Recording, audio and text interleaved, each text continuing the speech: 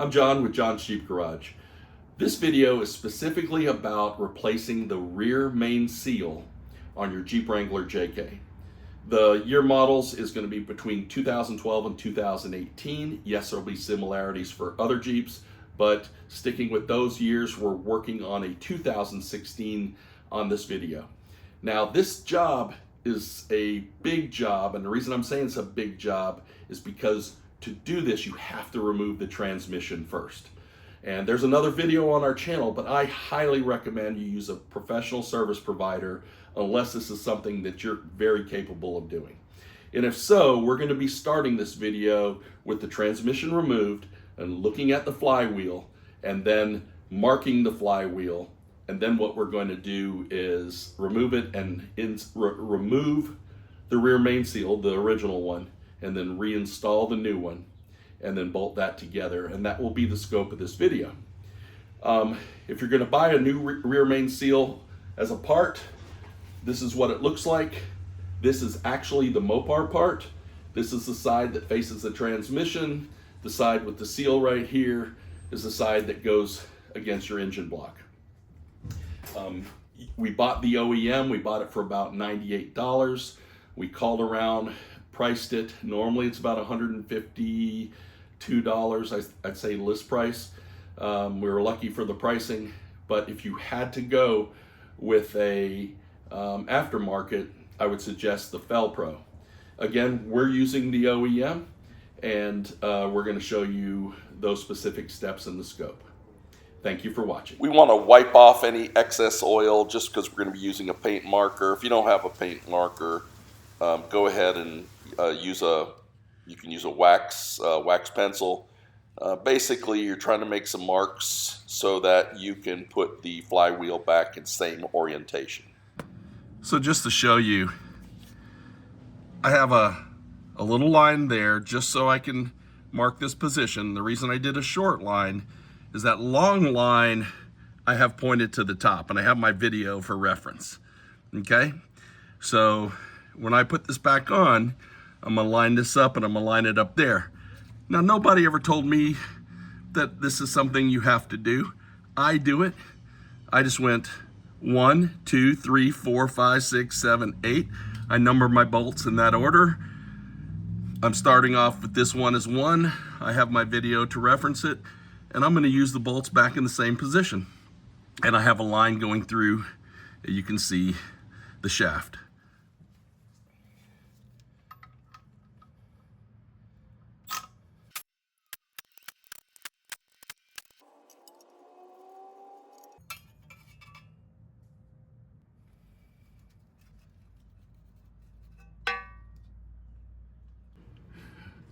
If you look, you can kind of see the leak on the seal here.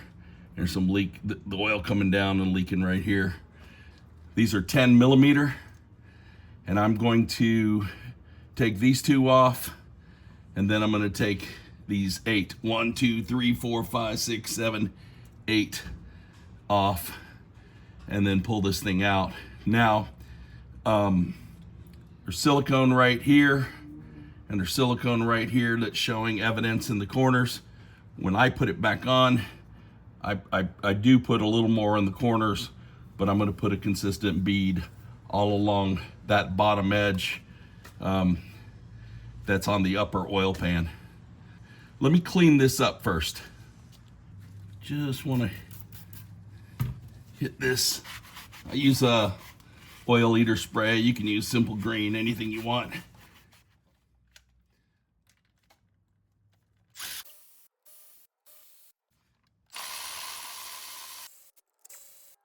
Firmly grasp the edges at the top and see if you can pull. If not, maybe get a flathead screwdriver or small pry bar and then pull towards you.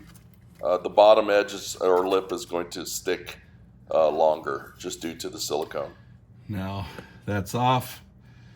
Now I'm putting some spray on my rag, but I'm not letting any go into here. I'm going to drain and change this oil later, but I didn't have to do it prior to doing this job. But down in here, it goes to your oil pan, and to the upper oil pan and to the lower oil pan. So I'm not going to spray anything in here to go into that, but I would put a little on the rag so you can see the silicone. I want to remove this old RTV and then clean there so I can apply the new one. And on the face, I just want to make sure that face is cleaned up as well, very lightly. All right, the RTV's gone. We just need to clean it up, and then we'll apply it to the new part. So I'm going to place, so here it is. It's going to go in this way. And I'm going to place silicone. We chose RTV black. Right here, and all the way across. But I'm doing it lightly here, but I'm going to put a little thicker right there. And then I'm going to place it in position. I'm also going to leave the plastic on and let it pop out as I put it in position. So you can see I have silicone here all the way around, oops, and then right on the corner there. And then we can go ahead and place this in.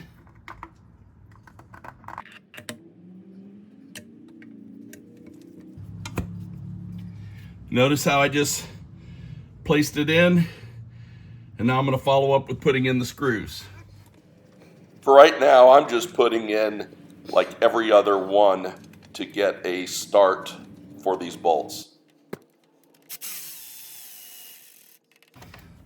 I'm not torquing anything. I'm just putting everything kind of in position. Just getting every screw or bolt. I'm going to use a hand wrench after, and then a torque wrench. All I'm trying to do is get everything into a snug fit right now. Okay, I've put the 8 bolts back in, but just a snug fit. Nothing's been torqued, and the 2 lower ones snug fit as well. Now, in general, with RTV, it sets within the hour, and then you let it cure for the 24 hours. But I'm going to go ahead and torque all of these bolts, and you'll see the torque spec on the bottom of the screen. And when I was putting the bolts in, and I don't know where I started, but I was putting every other one in to start, so I had full coverage, the 2 bottom ones, and then the ones in between last. And then now I'm going to go ahead and, as I said, torque them. All right, so on the seal, it's going to be 8.8 foot-pounds. If you have a digital, it's great. Round up to 9, but that's all you need, because this is 10 millimeters thin metal, and you're just trying to compress that seal lightly. And then I'm going to torque in like a cross order. So I'm going to torque, start with the very bottom, then I'm going to go to the top. I'm skipping 2. I'm going to go to this one, and then I'm going to go across, and then do the same thing till they're all done, and then both on the bottom. Make sense? Let me just say it again. So I'll start here, 1. Then I'm going to skip 2. I'm going to go up to the top. Skip 2, go to this side. Then I'm going to come back to this one, right? And then I'm just going to go 1 over from each of the ones I'd previously done, and then I'm going to do both on the bottom. All right, everything torqued in, and now we're going to put the flywheel back on. Get the flywheel. I'm going to line up the, notice I have the markings that I had that I'm going to use, and then knowing that this retainer here, and I had the bolt right like there, goes like this, and that's going to be bolt 4 anyway. I'm going to put it in like this. Excuse me. There. Oops. So you can see how everything lines up. And then remember, no one ever told me I needed to do this, but here's bolt 6. And since I numbered them, Bolt 5, I'm just putting them in position before I tighten them. And then I'm gonna put a snug fit, and then after I put them all in, I'll do a snug fit, and then I will torque them. Okay, so if you look at the outer edge, my line is lined up. So the flywheel is set correctly, the plate is set correctly, and what I did, 1, 2, 3, 4, 5, 6, 7, 8, I've pretty much put them into a snug fit, but I have to come back and torque them to 80 foot-pounds. Now, when I was putting them in, if you look at it, you got 8 bolts. So if I go 1, 4, 7, put those in, and then I go 2, 5, 8, and then I come back and do 1, 3, 6, pretty much I'm just like you do lug nuts on a tire. I'm pretty much equally distributing the force that's pushing the plate in. And anytime I do something that's in a circumference, like I try to, or a gasket, like a valve cover gasket, or oil pan gasket or transmission pan gasket, I try to do that cross stitch pattern as best that I can. One thing I want to show you is that if you try to torque these, and you can see other videos with cars and stuff, the flywheel, as you turn clockwise to torque, the flywheel is going to turn. So there are different type of gadgets specifically for this. Some that insert into the teeth. You can see some people use like a device that locks, depending on what type of flywheel you have. So how do you prevent it from turning? The way I'm doing it, and this works, is, now follow my video. We're gonna go back underneath the engine, and if you look, I have an axle socket inside that harmonic balancer, which is in the center of that is the crankshaft, which travels all the way to here. So if I can stop the crankshaft from turning, then I pretty much lock the flywheel. So all I did was get a breaker bar, and then I have the breaker bar up against this metal bracket that my control arm is attached to. This isn't really holding anything, except it's just holding the handle of the breaker bar up against it. So as I torque, it's going to move in this direction, but it won't be able to move because it's against this, and I'll be able to get the accurate torque without any slippage on this end. Hopefully that makes sense to you.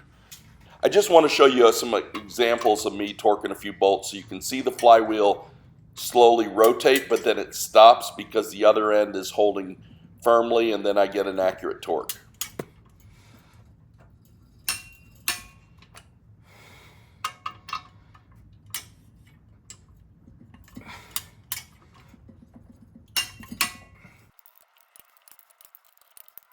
And then I'm just going to check everyone. Flywheel's back on, everything's torqued. We did that cross stitch pattern, and then I checked everyone individually. All right, well, that's a wrap.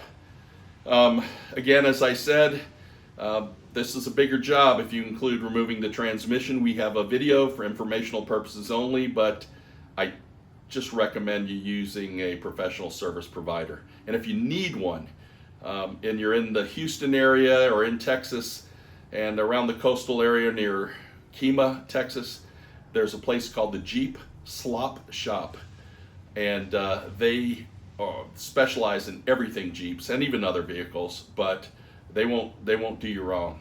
And so again, I highly recommend those guys, and I hope this information helped you, and thank you for watching.